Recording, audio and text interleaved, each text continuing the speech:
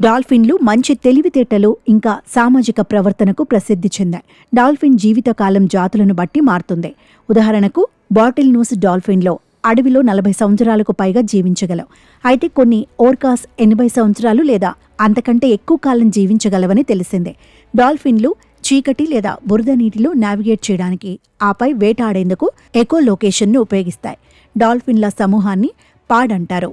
ఇందులో వందలాది డాల్ఫిన్లు ఉండవచ్చు. డాల్ఫిన్లు మాంసాహారులు, ప్రధానంగా చేపలు, ఆపై స్క్విడ్లను తింటాయి. డాల్ఫిన్లు ఆపదలో ఉన్న మానవులకు, ఇతర జంతువులకు సహాయం చేస్తాయని ప్రసిద్ధి చెందాయి. అవి నీటి నుండి 20 అడుగుల ఎత్తు వరకు దూకగలవు. డాల్ఫిన్లు ఉల్లాసభరితమైన స్వభావాన్ని కలిగి ఉంటాయి.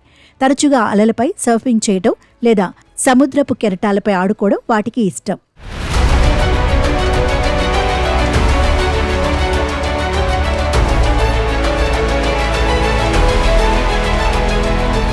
కొన్ని డాల్ఫిన్ జాతులు నీటి అడుగున 15 నిమిషాల వరకు తమ శ్వాసను కంట్రోల్ చేసుకోగలవు.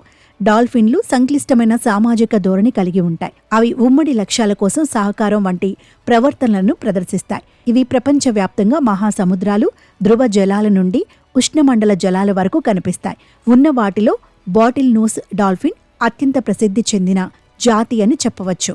డాల్ఫిన్లు ఆహారం వెతుకుతున్నప్పుడు వాటి ముక్కులను రక్షించుకోవడానికి సముద్రపు స్పాంజులు వంటి ఉపకరణాలను ఉపయోగించటం గమనించవచ్చు. విచిత్రం ఏమంటే అద్దంలో తమను తాము గుర్తించుకునే కొన్ని జంతు జాతులలో ఇవి ఒకటి. డాల్ఫిన్ల చర్మం త్వరగా కోలుకునే శక్తి కలిగినది. తీవ్రమైన సొరచేప కాటు నుండి కూడా అవి త్వరలోనే కోలుకోగలవు. అవి గంటకు 32 కిలోమీటర్ల వేగంతో ఈదగలవు. ప్రపంచవ్యాప్తంగా ఉన్న అన్ని సంస్కృతులలో, జానపద కథలలో, పురాణాలలో ఇవి కనిపించాయి.